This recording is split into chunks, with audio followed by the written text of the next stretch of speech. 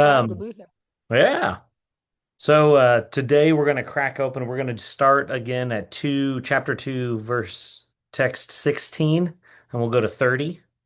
So this is again, we're really getting into the heart of kind of Krishna's teachings, and we're only really in the second chapter. He's going to get even deeper as we go on. But the theme for this section is really what is real, the eternal soul, the temporary body.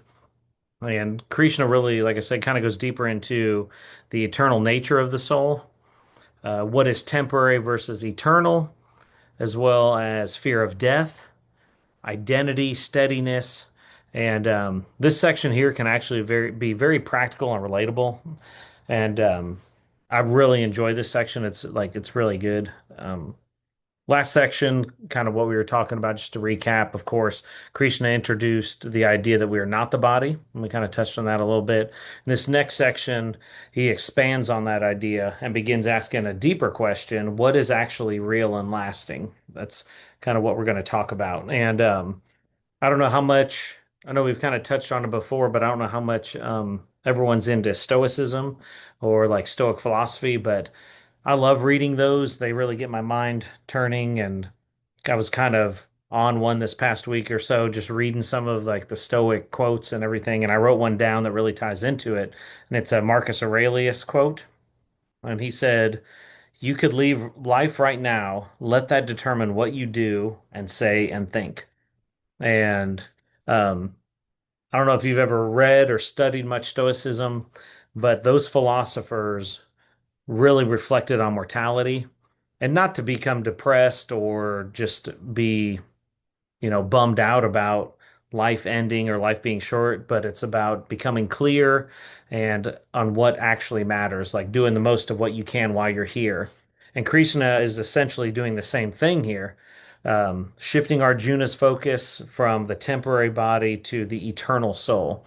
And one of my favorite kind of Stoic sayings is memento mori. I don't know if you have heard that before, but it just remember death. Yeah. And I even have a coin that I carried around for a long time in my pocket.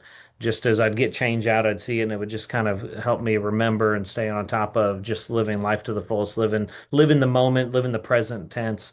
And again, it's some people look at that memento mori and stuff as like, well, that's pretty nihilistic, that it's like you're just focused on death, but that's not really what it's about. It's more optimism, even existentialism, or even like, I don't know, idealism. It's more about focusing on what's available, what's out there, and what's current right now. Um, so, but it's pretty, I think that's what we're gonna dive into here. And we'll go ahead and get it cracked open. We'll read 16 and 18 here. So, text 16. Those who are seers of the truth, which essentially just means insight, they have insight into the truth. Those who are seers of the truth have concluded that the non-existent or the material body, of the non-existent or the material body, there is no endurance, and of the eternal or the soul, there is no change. This they have concluded by studying the nature of both. Basically, what is real versus what is not real is kind of what that's saying there. Text 17. That which pervades the entire body, you should know to be indestructible. No one is able to destroy that imperishable soul. And 18. The material body of the indestructible, immeasurable, and eternal living entity is sure to come to an end. Therefore, fight, O descendant of Bharata. Again, he's saying there, not the body, not the mind. That's what in 18 what he's touching on. And Krishna is talking about the temporary versus the eternal. And he's explaining that the unreal has no lasting existence, that the eternal never ceases to be, and that the body is temporary while the soul endures. Um, in some of the purports there, Srila Prabhupada emphasizes that material existence constantly changes, but the soul remains unchanged. And spiritual um, spiritual understanding really begins when we stop identifying only with our body, We start realizing that we are a soul. And to me, that was a difficult task for me personally, just because, um, my without getting too deep, my grandparents, of course, dealt with, the Great Depression and all that stuff. And then they were also immigrants from Italy and Germany. So they were like hoarding things. And then my mom's got that tendency to hoard things and it's kind of materialistic. And then it's like, I feel like I have to be in order, I have to have stuff to be successful and to try to break that mold, and realize that this material and this body, I don't have to look a certain way, nothing wrong with it, but it's, that shouldn't be my value. That shouldn't be my worth of what my body looks like. And of course, that doesn't mean don't take care of it. Yeah, that doesn't mean just let it go, but ultimately that doesn't there's more to you than just this meat sack that you're wearing and walking around in. Because we are not the body, we're not even the mind, we're the spirit soul, and that's really where spiritual understanding begins. And the thing that's I think is interesting is that just even thinking about it, your body has changed completely from childhood all the way to now, or even when you get older, physically, mentally, emotionally. But you're still experiencing life as you. So the body that I had when I was a toddler or even a teenager, and even the mind that I had then is totally different than the mindset and stuff that I have now. And that's the easiest way to kind of explain how your body's eternally changing and the body changes, but the observer yourself remains the same. And we spend a lot of our lives, and you see it obviously a lot in the world and in media and so forth, that people spend their lives obsessing over what is temporary, while barely considering what is eternal. Because again, like I said, the body itself is unimportant. The spirit soul is, and knowing that you're a soul and that this is all temporary is something that we need to digest and really start to dive into and understand. Moving along, see 19 and 21. So, text 19. Neither he who thinks the living entity the slayer, nor he who thinks it slain is in knowledge. For the self slays not, nor is slain. That's a tongue twister. 20. For the soul there is neither birth nor death at any time.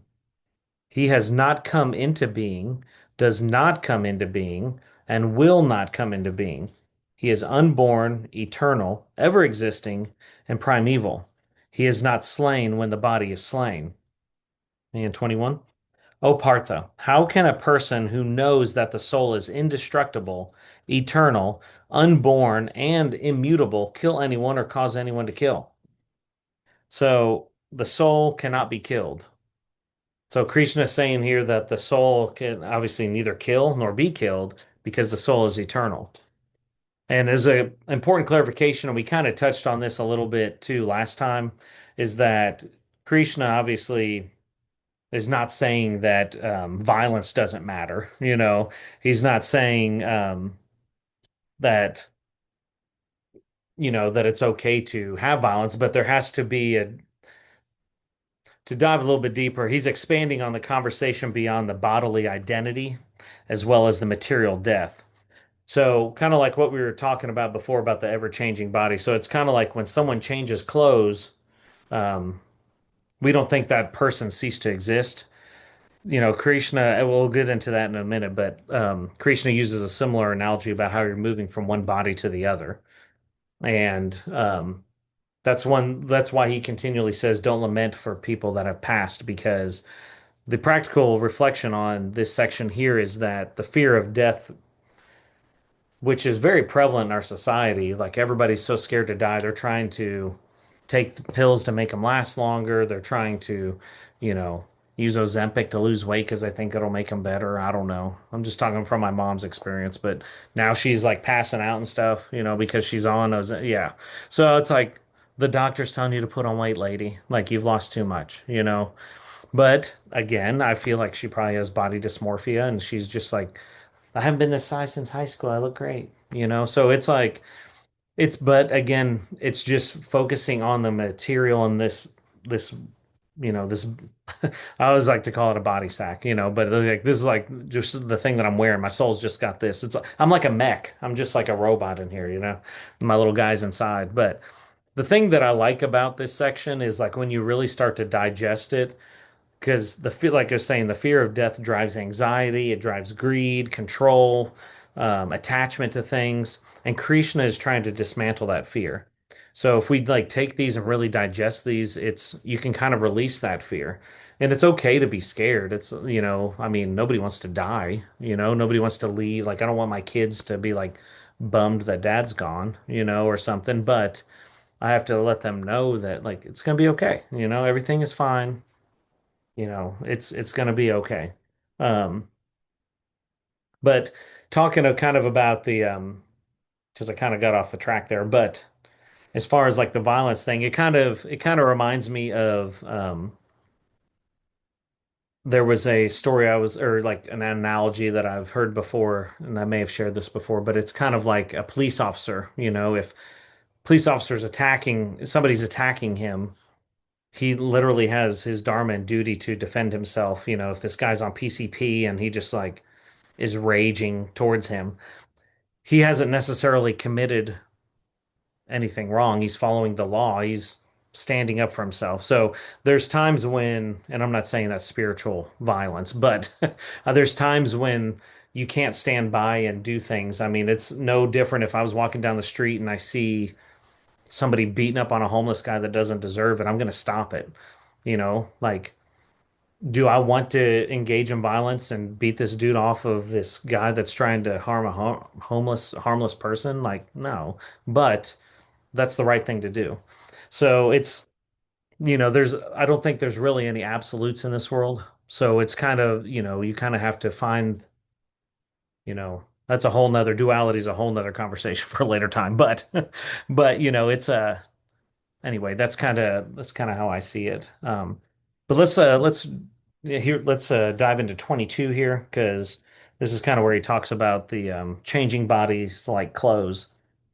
So 22 says, as a person puts on new garments, giving up the old ones, the soul similarly accepts new material bodies, giving up the old and useless ones. As a person puts on new garments. So it's emphasizing that reincarnation is a natural thing. It's death is just a transition. It's not annihilation, so to speak.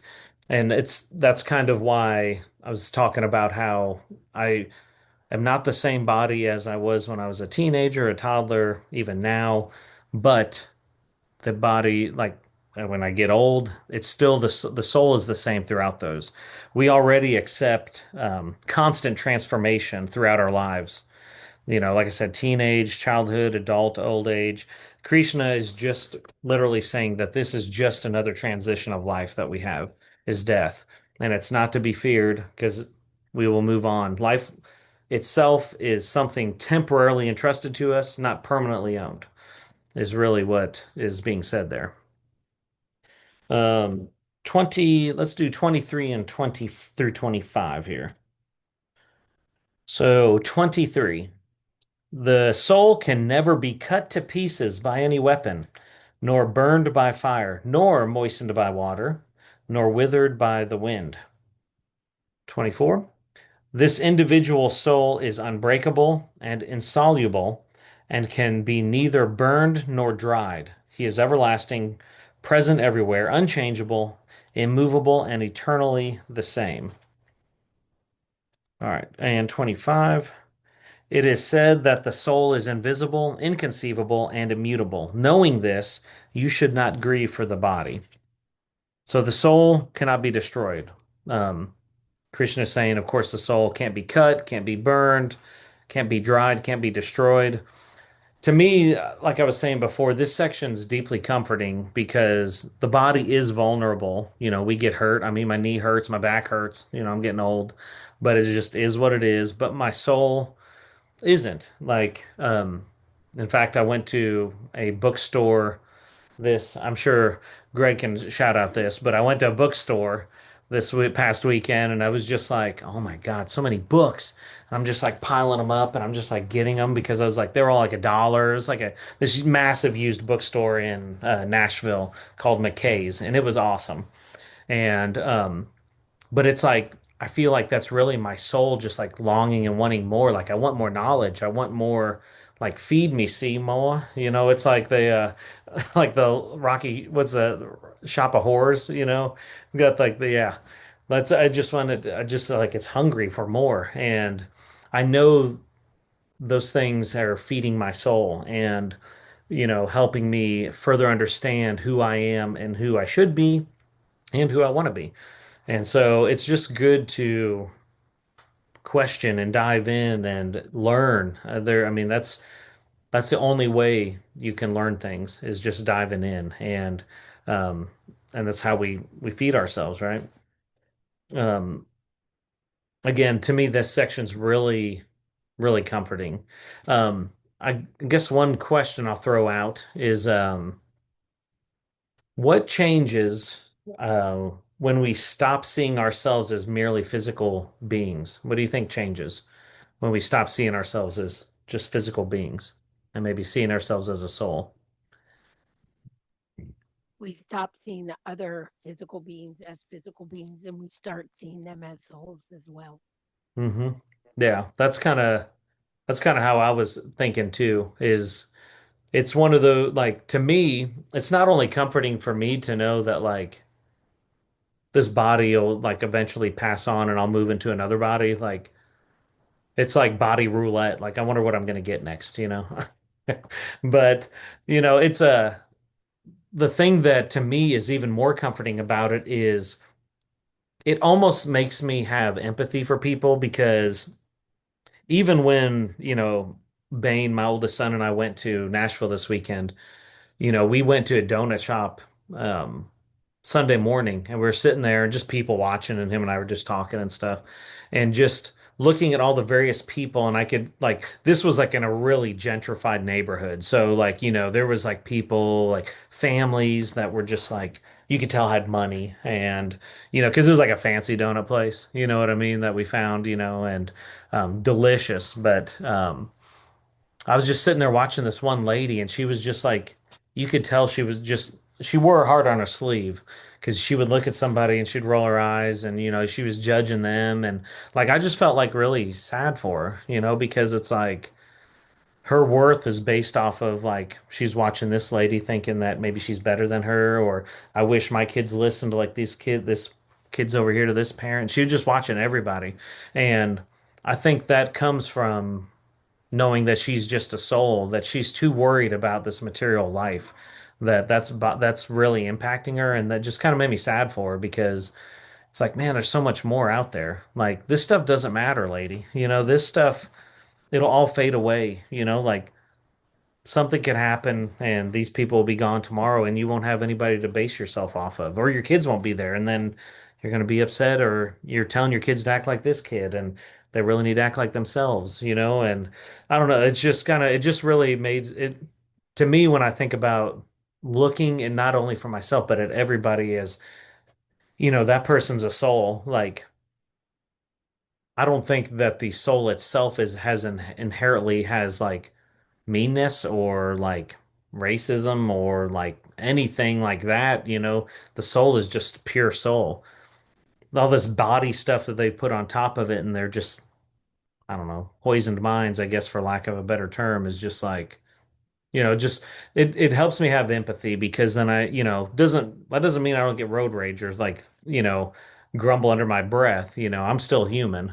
But if I stop for a second and take a deep breath, be like, man, that guy's just having a bad day, you know, bless his soul.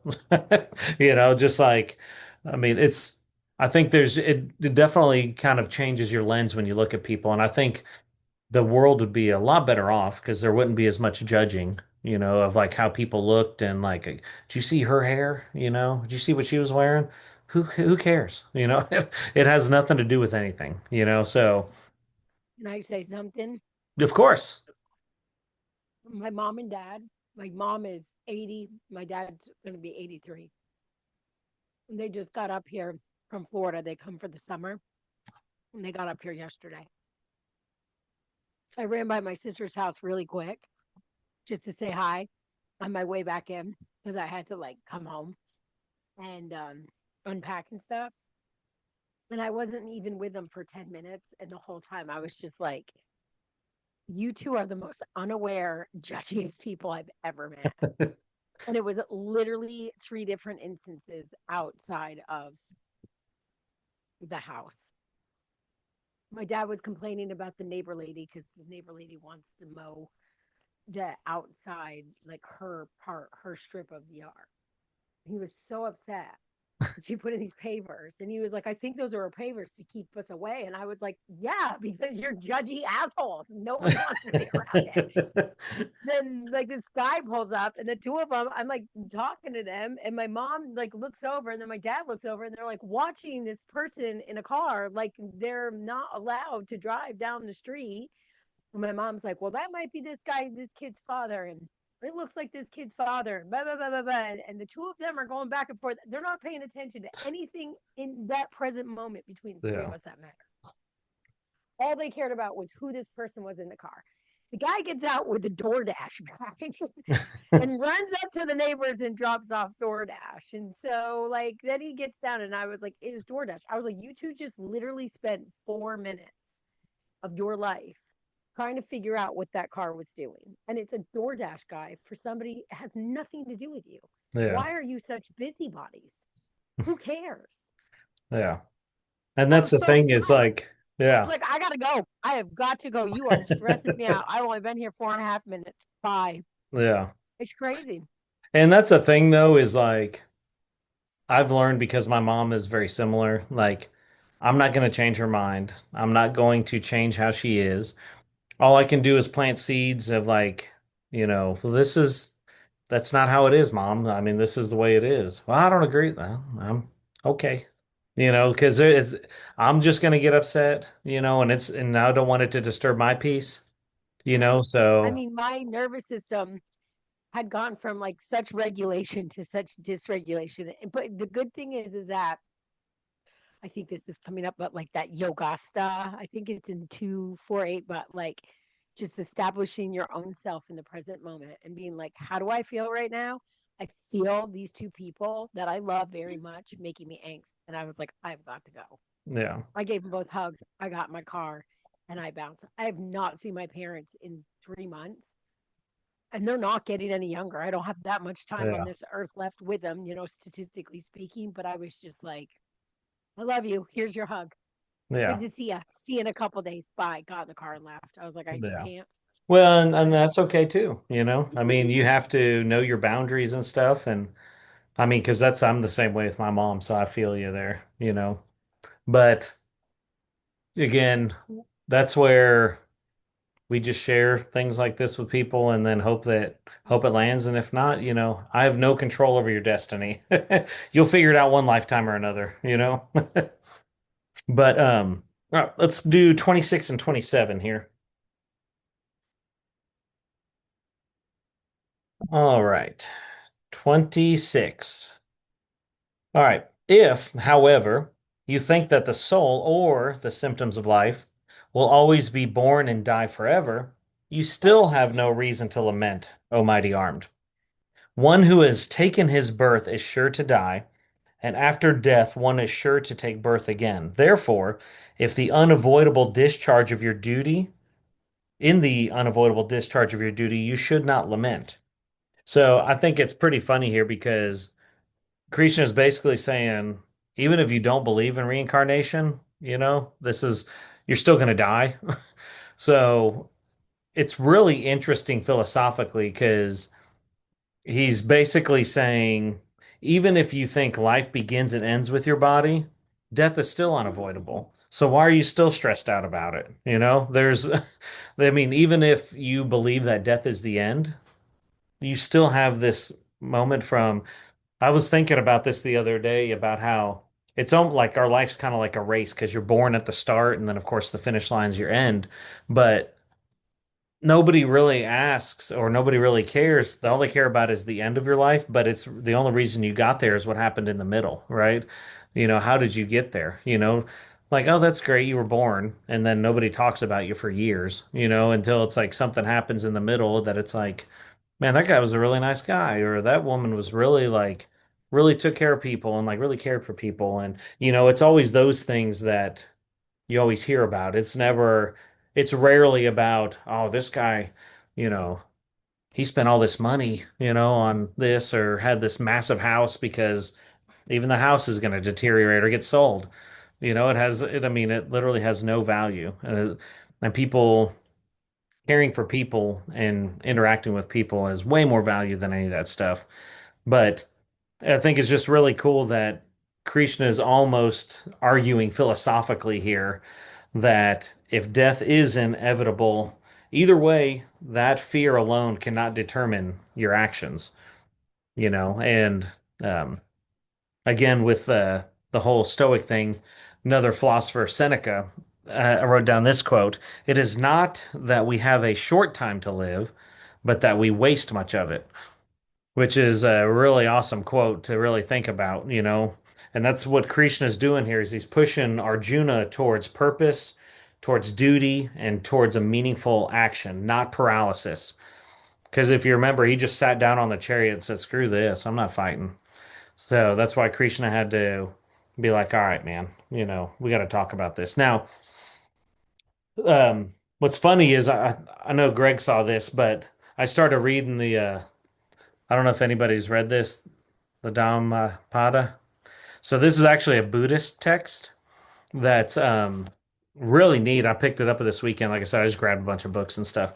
But of course, this morning I just read just a couple pieces of it. And I was going to share this with you all because it literally, I read it and then I was like, oh, wait, we're talking about this today. That's pretty cool. Um, but it says, our life is shaped by our mind. We become what we think. Suffering follows an evil thought as the wheels of a cart follow the oxen that draw it. Our life is shaped by our mind. We become what we think. Joy follows a pure thought like a shadow that never leaves. He was angry with me. He attacked me. He defeated me. He robbed me. Those who dwell on such thoughts will never be free from hatred. He was angry with me. He attacked me. He defeated me. He robbed me. Those who do not dwell on such thoughts will surely become free from hatred. For hatred can never put an end to hatred. Love alone can. That is an unalterable law. People forget that their lives will end soon. For those who remember, quarrels come to an end. So I'm like, that's so crazy. I was like reading this morning, and then I'm like, wait, we're talking about that today. That's pretty cool. But I want to share that with you because it's a fascinating Buddhist text. And of course, they're really about calming the mind and steadying the mind. And it goes hand in hand with this, really.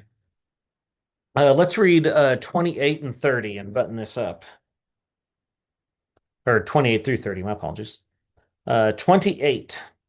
All created beings are unmanifest in their beginning, manifest in their interim state, and unmanifest again when annihilated.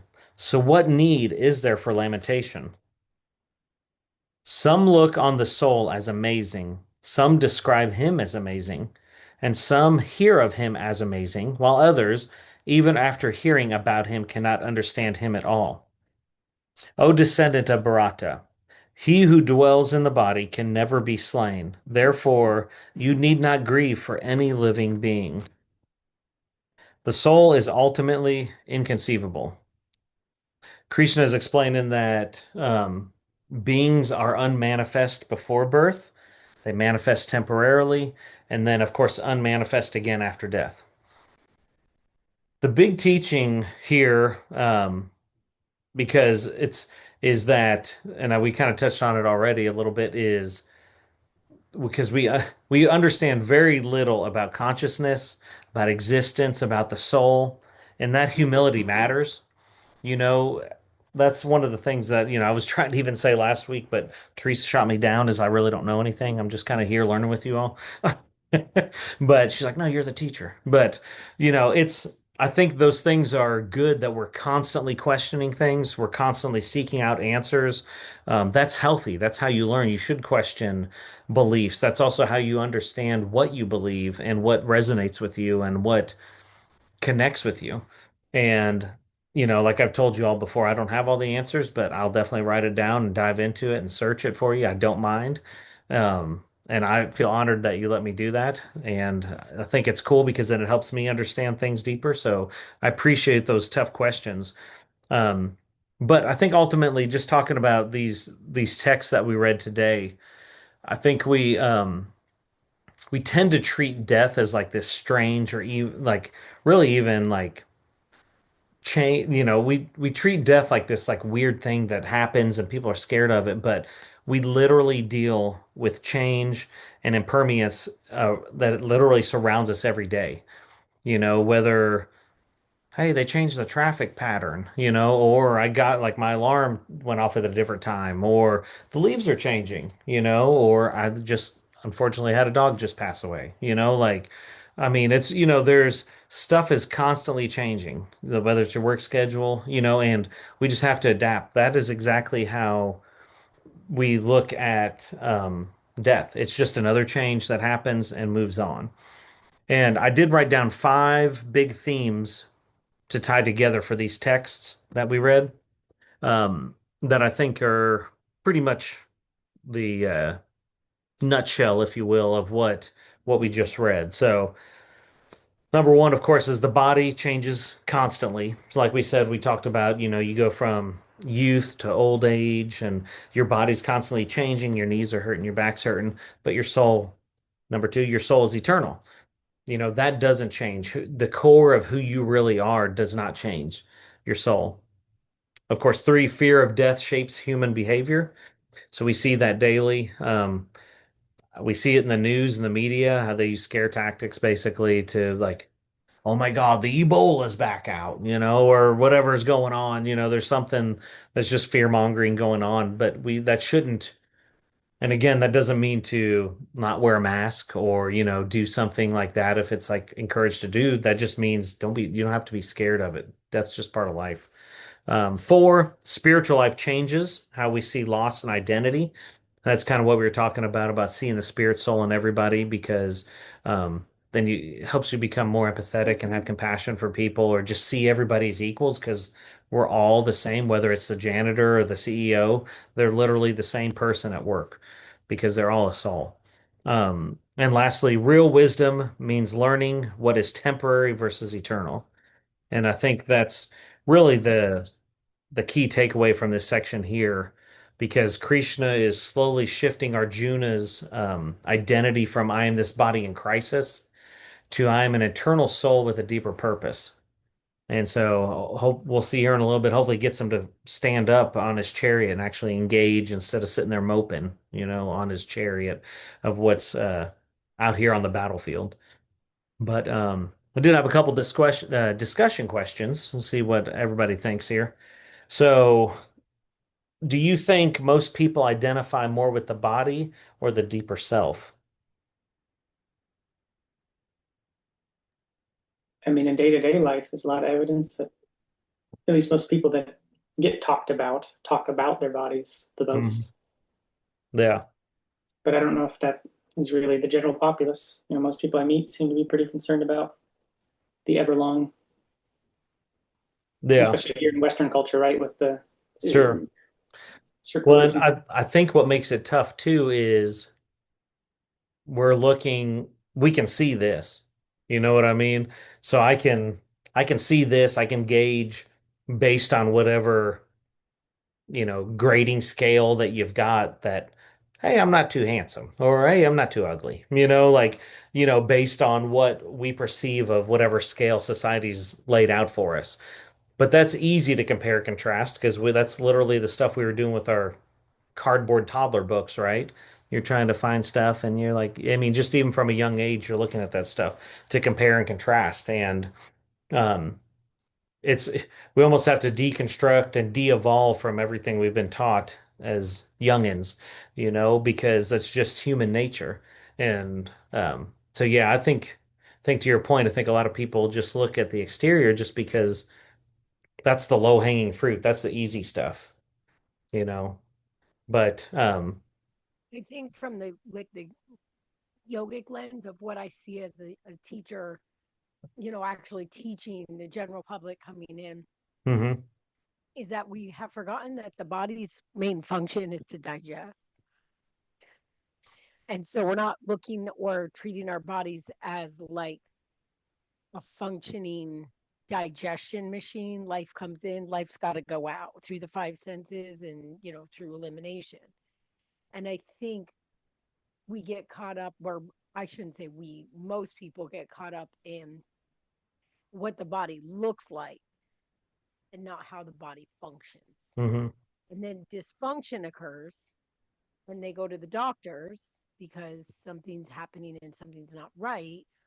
And instead of the doctor saying, oh, here's a prescription for breath, movement, and meditation, instead they're put on a pill, which inhibits movement, which inhibits um, meditation, and they're never taught to even breathe.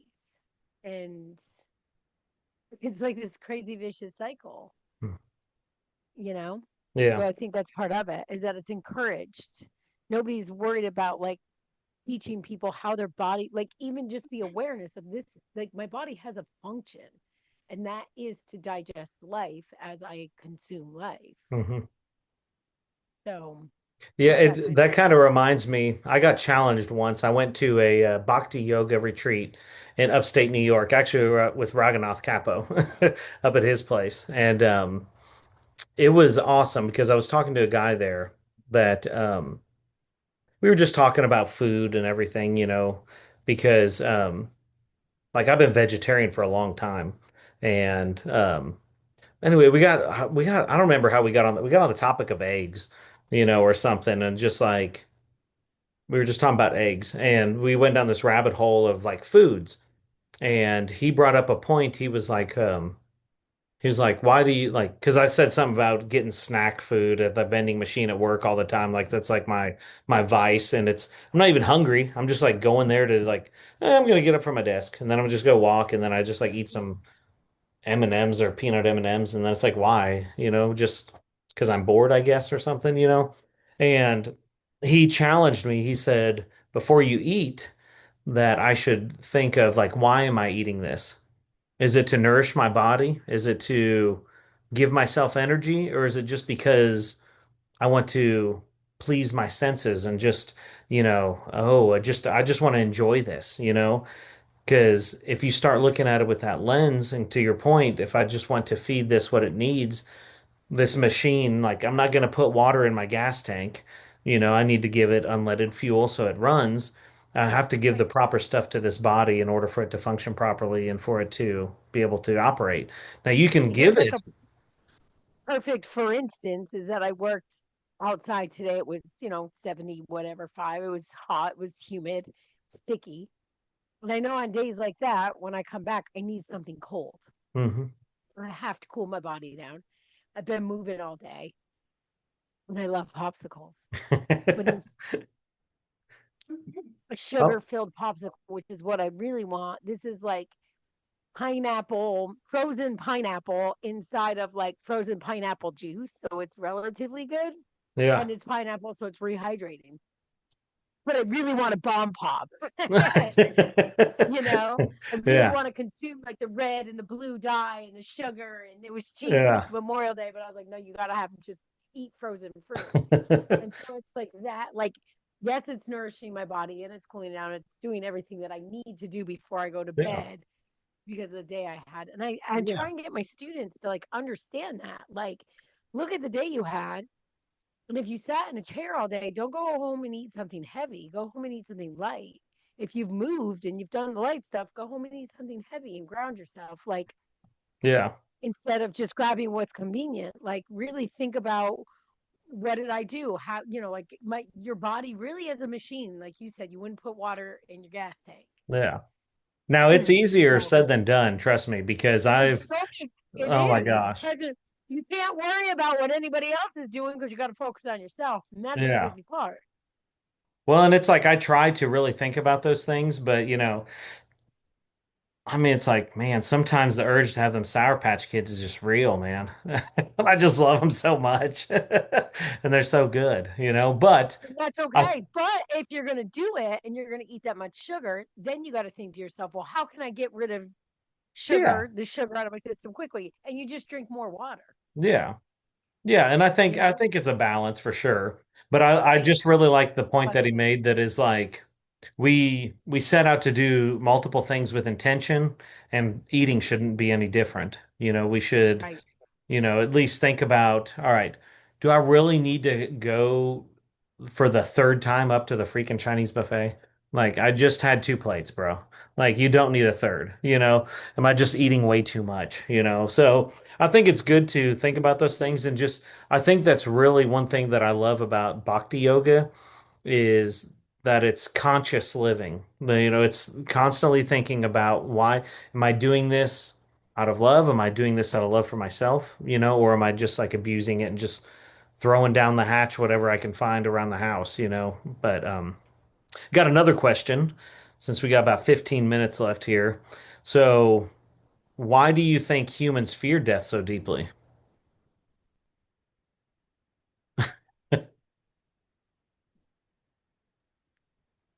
And Jeremiah, that last song I sent you, The Great Unknown, that's what that song's about. Is like I wrote that even as an atheist. It's about reincarnation and Oh, fearing death, nice.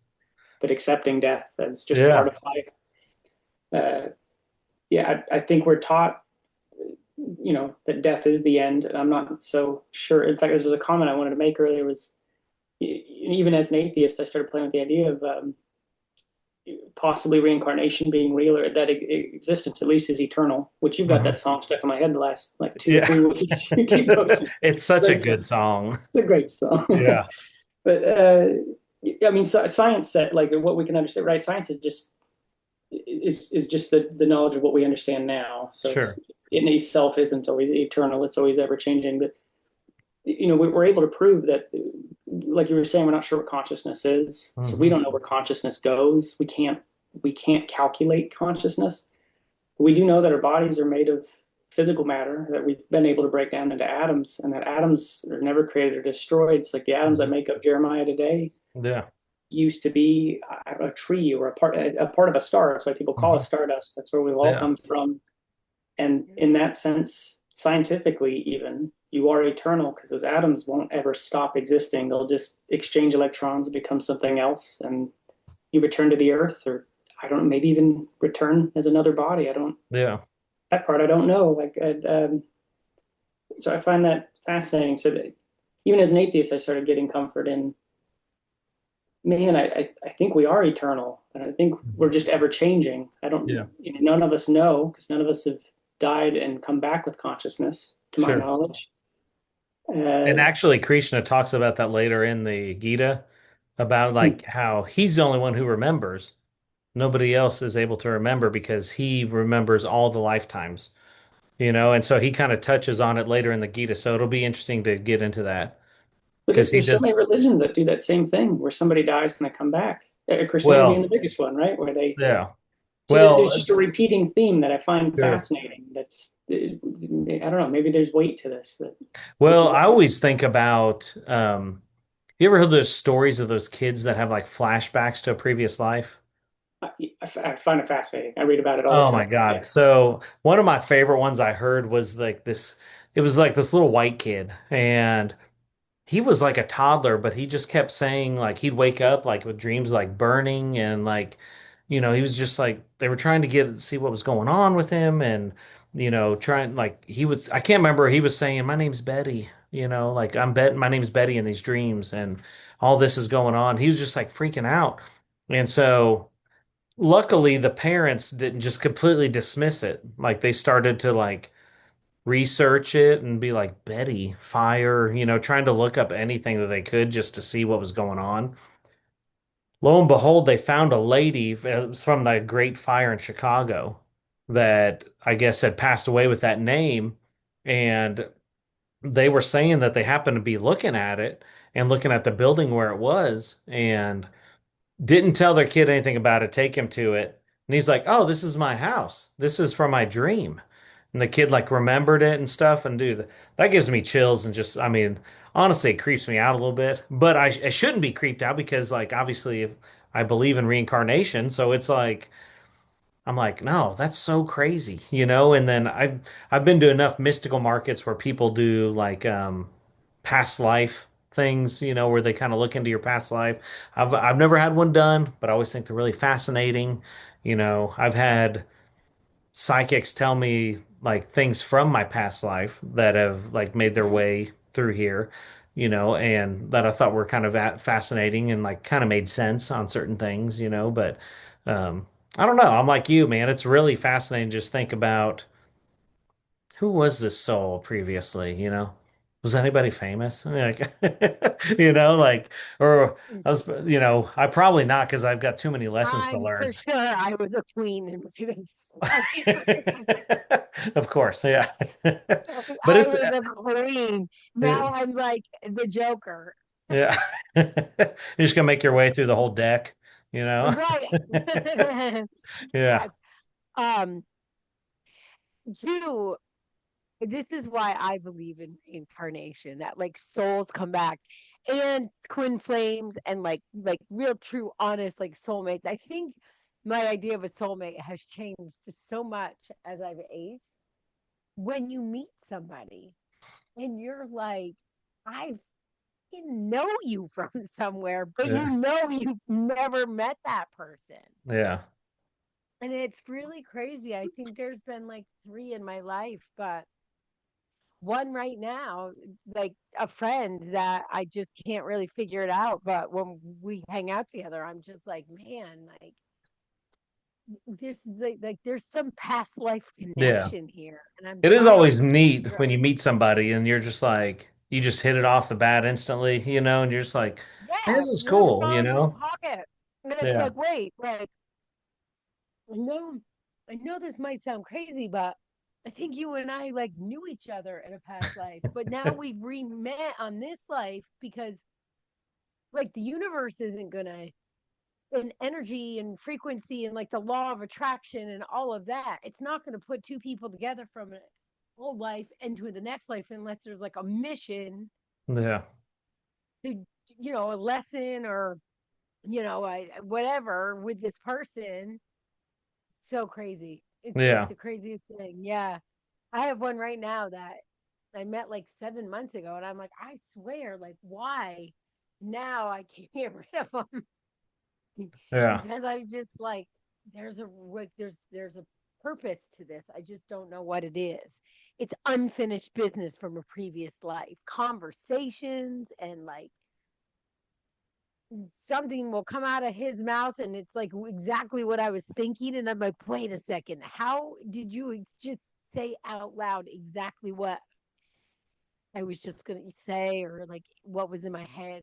Yeah. Yeah, Yeah, I definitely think like people cross our lives, even like that, even if it's not from like a previous life, it's definitely something that we can learn from or like, you know, I believe that paths cross for a reason, yeah, yeah. and that whether or not, Most of them are lessons. yeah. Well, and it's, whether or not it's for a good lesson or a bad lesson, I mean, is yet to be Right. determined. But yeah, I mean, I guess the argument can be made they're all good lessons as long as you learn from them. So, Very true. Yeah. but yeah, that's really all I had for today. Anybody have any Well, questions or deja anything? vu. I know everybody's probably experienced deja vu where you're like doing something and you literally can Yeah. see what's going to happen because you're like, wait, I've been here before. But you Yeah, know in your that's heart of happened to hearts me you've never, before. right? It is a weird feeling because I've looked at I remember there's been times where I've like looked at like a magazine or a paper and I'm like, did I read this? Yeah, it's so freaking weird. You But look at the date and you're like, no, this is today's date. So yeah, how does this fit or sit so comfortable with me? Yeah. yeah. It's interesting though. The way But energy and time like works. yeah. Good, Greg? Got any questions or anything? You good? All good. Rocking the Dollar Tree, buddy. You look good. I know our glasses kind of match. Yeah. Love it. Aaron, you got anything for me? I I am know your trifocal. brain's always working. Yeah, it's always gone. You keep talking about stoicism. I got introduced to that like 5, 6 years ago. My dad gave me that to help with anxiety issues, and that's been a fun journey. I read Yeah. The Daily Stoic from Oh, he's awesome. Ryan Holiday. Yeah. I Yeah, used to listen to his podcast every day. of course you did. Yeah, Yeah. Yeah, he was awesome. yeah. That He has a bookstore in Texas too, by the way. oh, no. It's I'm called The not. Painted Porch. Yeah.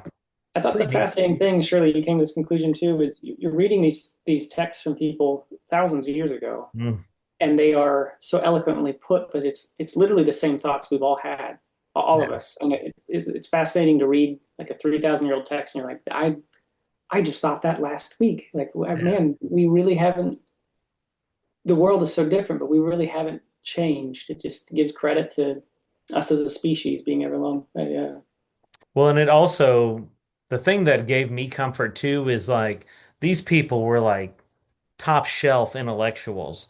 Like they literally just went to like Stoic University and literally would just walk around the backyard and just talk about things and listen to Confucius and listen to, you know, Marcus Aurelius, and they would just argue and talk to each other. And they're like, I'm like, man, these are like intellectual people, and they're thinking the same stuff I am. Like, Right. I mean, it's like maybe I am not too bad off, like, maybe my brain's actually working correctly. Like, this is pretty cool, They but too have a chance. yeah.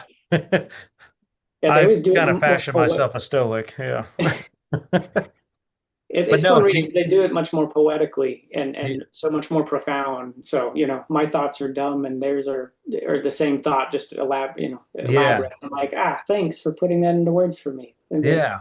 they, No, and it's again, to me, it gives me comfort because it's like I'm not the first one to have dealt with this issue. I won't be the right, last. I mean, literally, people have dealt with stress and anxiety for thousands and thousands of years. They may not have the title for it, but if they're in there like, what's this life worth, man? What the hell? And again, that's not the Stoic quote, but that's basically what they're saying in some of the things. You know what I mean? That's our modern day, version. But it's like, I've got it written right here. It's from Nero. What the hell? yeah, Yeah. end quote. Yeah. But yeah, Beautiful. I mean, yeah, it's fascinating to me. That's why I love reading and just even checking out like different Stoic philosophies and different belief systems. And I'll this came up I was actually in a Srimad Bhagavatam there's like a Zoom call where they cover some of like Srimad Bhagavatam and they talk about it. And it was actually with HD Goswami that came to like, did our little class or whatever. He does it every morning in from Florida. And so I was just like listening one morning at work, but he was talking about a philosopher and I can't even remember the name of this guy. I had never heard of him. I'll have to look him up, but it was really interesting because what the premise that he had, and I never even thought about this, was if a horse had hands to draw, they would draw God in the shape of them because that's how they view God as themselves. So that's why God looks as like human form is because we drew it and we came up with that conclusion. But if a horse had hands to draw it, the horse would draw a horse like God because they view it as themselves. And I'm like, that is interesting. That is an Those, interesting thought. those past life stories, there's been a couple thousand documented cases, and what's really, really fascinating, the pattern between all of them is it's usually like before the age of 8, they retain a lot of those memories. So these kids being interviewed, grain of salt, they're just kids, but Yeah. the common thread that happens is that all of them, the ones that can recall an in between space, they are visited by an entity, a god, and it's so often the god that represents the one that they're worshiping. Christian children will Yeah. see a white Jesus Christ, where Hmm. kids from different parts of the world will see someone who represents them. And it's fascinating that this eternal being maybe just manifests itself in a way you can understand. That's why I was asking, is the Gita a metaphor? Was it just written in a time people could understand then? Or are these literal things? I'm Yeah. wondering if these entities represent themselves in the way that our little human meat sacks can Yeah. process that data. Well, and to that point, the Gita is actually happened, but to the from my understanding and my belief, Krishna uses people to be able to reach. Ultimately, the goal is to people learn God, people know God, people get to know God, deep, I guess a deeper connection with the divine, so to speak. Um, and that's one of the things that drew me to Sanatana Dharma or Vaishnava like traditions like Bhakti Yoga is that they believe that like if Jesus gets you closer to God, that's awesome, man. As long as you're getting closer to God. If Muhammad gets you closer to God, that's awesome. Do that. What connects with you as long as you're on a path trying to get to God. Now, what I've heard from a lot of like Vaishnava teachers and stuff is that of course you have multiple lifetimes, so you're learning over time, right? Of like so the belief is that especially if you're like on the path towards like the divine and towards God, you're going to pick up where you left off. So like once I'm done with this, if I'm like, all right, I've already made so many steps towards that, I come back in the next life. The belief is that, all right, I've already got some understanding. My soul is like, okay, we need to get a little bit closer to get back up to, where we need to be. And so then we just keep climbing the ladder. And you may fall off, but you're going to start. It's like your spawn point. You just like spawn back to where you were at in regards to your like spiritual life. So um, one of the things that I've heard though is that the way that like through bhakti yoga and the processes that are laid out through the Bhagavad Gita as well as through like that tradition, those are I'm trying to explain how they said it. Like you can get to God by using, alternate methods, even with just like meditation, but it's going to be like riding a bicycle. If you use bhakti yoga, it's almost like you're on a bullet train to get there. So like all these paths can lead to it, but some of them are more difficult, some of them take longer, and it's just based on the time period that we're living in. They call it Kali Yuga, to where it's like, and I think it's kind of funny because even diving into this stuff, um, one of the things that's been talked about is how the different times people lived for different lengths of times in previous yugas. Yeah. And it's kind of funny to look back even on like the Old Testament where there's like Methuselah lived like 1,000 years. He was like 1,000 years old or whatever. But you see that all the time in Vedic culture, like people that lived thousands and thousands of years ago that lived to be that long. But this time period that we're in is like a time period of confusion. You don't live as long, you're not as smart, and I mean just there's multiple things. It's a rabbit hole if you start diving into like Kali Yuga and like the characteristics of this age that we're in. But that's just tip of the iceberg. But it's really fascinating because I mean, it's dead on of what we're dealing with right now in this world and how sad it is, wars and just, people just full of greed, just trying to outdo the next. Yeah, you brought that up last week.